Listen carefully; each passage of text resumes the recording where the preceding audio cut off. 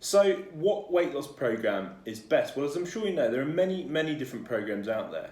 The best one though will be one that you will actually do. And what I mean by that is it has to fit in with your lifestyle to ensure that it's completed all the way through from start to finish.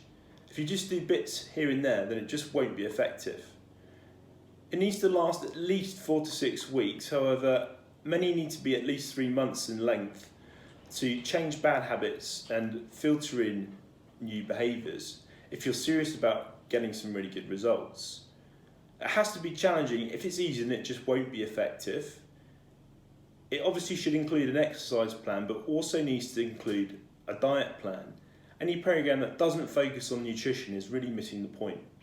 It has to be mentally and physically engaging. If it's boring, then adherence will just drop off.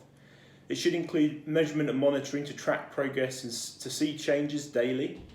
And it ideally needs support from a coach or a training partner to ensure accountability throughout the whole process. You need to be honest with yourself when you start a program like this. You either fully commit to it and put the work in, or you don't. There can't be any grey areas. Let me know if you're following a weight loss program in the comments below.